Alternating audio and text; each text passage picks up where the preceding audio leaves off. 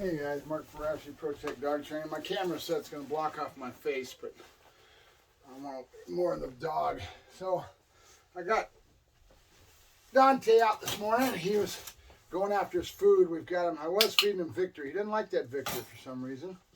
More meat protein. I thought he would like it, and he doesn't. So we had to move him to Pro Plan. The good stuff from Purina. It's the only one that they've got in their line that I would feed. But he seems to like it. And he's doing well with the click treat. So his cognition awareness, a lot of people don't understand how important contextual is, right? Contextual meaning the same thing happens in the same general sense, right? When you go to grab your leash, the dog knows he's going to bye-bye because that's contextually something that pairs up with that behavior. We're going to go outside, right? So you grab your leash, the dog goes crazy. Somebody knocks on the door, the mailman comes every day, and he hears a little flap, he right away gets aggressive and goes after that mail flap because the mailman's been somebody he's been going after. So these habits and behaviors come in very contextually, and people don't realize it. A lot of times that's where they have problems. So with him, knowing that his cognition is high, he's picking up on all these contextual type things. So what I did is I let him out this morning, and he's eating his food, and he comes over to me, and I'm chopping up the hot dogs. And so he's right away looking at me, and so I right away grabbed a clicker, and I just started click and then treat. And my hand's way up here and out of sight, and then it comes to him, right? You're classically conditioning the animal to understand that click. That's our first step. That's our first goal, is to get him classically conditioned. And with him, since he's so cognitively aware, his cognition's on the high scale, things like him looking at my face like that when I made the kissy sound, and then clicking and giving him a treat. He's going to pick up on this stuff a lot faster at his age than he probably will any other time. And so it behooves me to pay attention and right away try to give him the right response when he does something that I have been trying to work for, or that if I catch it right when he does it, these behaviors are going to stick. I was watching Michael Ellis and Ivan Balabanov last night, and they had a Training Without Conflict podcast, which is Ivan that put it on, but Michael was at his place in Santa Rosa, I do believe, in California. Here's where his school's at. So they had a good bullshit session, just talking about training and difference in contextual, the societal type of things, what's driving society with the purely positive, giving their dogs drugs, and it was really a really good podcast. I've got to go back and watch the rest of it. I only watched like half of it, but some of it I kind of start to get a little bit bored of because they're getting into some of the context that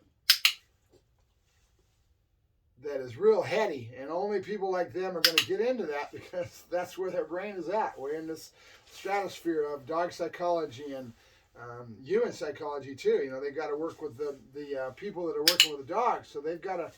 It's like Michael was talking about, you know, what do you give a certain person? How much do you give them when they're learning and growing and wherever they're at to be productive in learning? Because it's all about the psychology of the human when you become a teacher like that, right? Because that's what you're doing. You're schooling a dog trainer and getting them to have that passion and enthusiasm for what they're doing and trying to keep it going well enough. Now, if you notice my pause, I'm pausing right now. Drawing the feet, my hands to my face. He looks at me, and I'm trying to get him to look longer.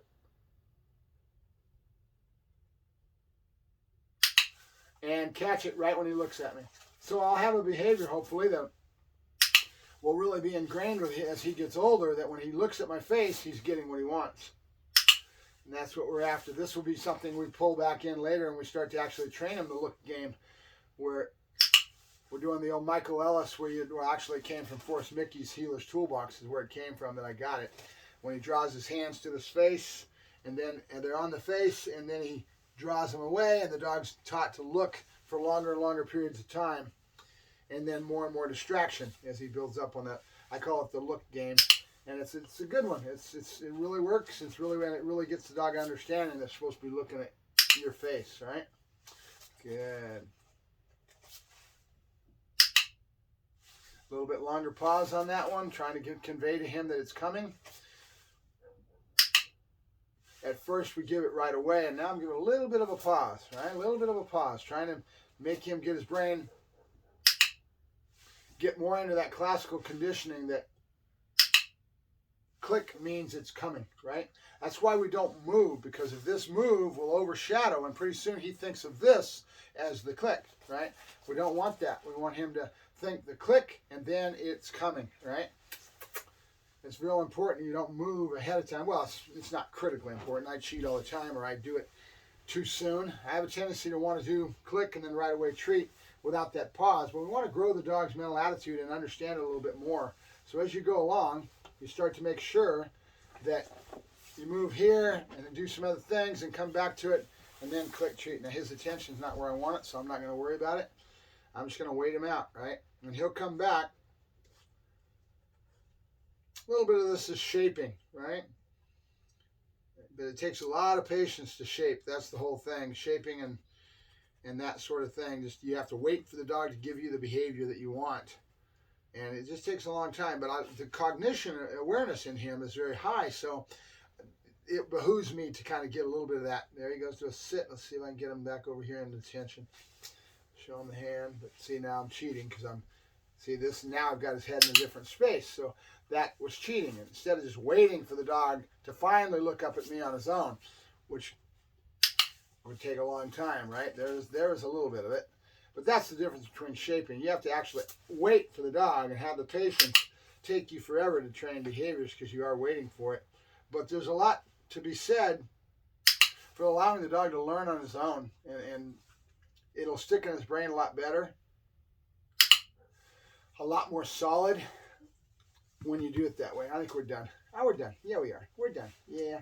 So when to quit's important, guys, because if you go overboard, you're past the stage of really being keenly learning, that keenness, right? And so you want to stop it before the dog has this shut off, right? So that the dog's in a really receptive point of view, so that the next time you come back, he was so keen the last time, he's going to learn all the faster and the better, right? And each time you quit, you want to quit when the dog wants more, and what we call quitting on the high point, right? Always terminate your training on the high point, what you're reaching for, and you get to that euphoric high point where the dog really seems to be very receptive. Learn to quit before instead of too late, because if you go past that point, the dog is not in that keen awareness of what's going on, and it won't stick in the dog's head as well. It's learning. It's the same thing with us. I mean, we're learning something. It's all about your keenness and your enthusiasm and your want for that's going to be receptive to it sticking in the head, right? That's what you want. You're basically training behaviors, habits, patterns. It's all about pattern training with this little guy, and teaching all this, being at the very highest ability to get the dog to learn and grow, right? And quitting when the dog's in a high point, knowing when to quit and not going past that point is really a lot more conducive to you and the dog's learning and growth, and then come back to it. If I do 5 sessions in a day and I do 5 little sessions, and they're always leaving the dog in a very keen awareness and learning state of mind, that dog's going to want it all the more the next time, and he's going to be learning all the just really enthusiastically. And that's what puppies are all about, dude. If you do the right thing at this age and get him in that drive states and get him, that's why you hear me talking about play and how important play is. You hear about with Ivan as well, and same thing with Michael.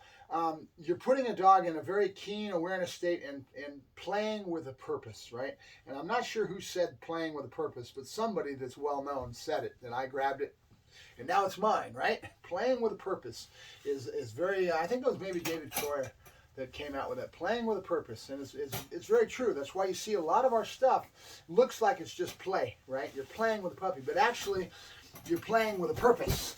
You have a method of madness behind you, right? All right, Mark Ferrasci, ProTech Dog Training, signing out. Have a good day, guys. Bye-bye. This thing is going to take a while to upload. My internet's down, so I'm going off the 5G.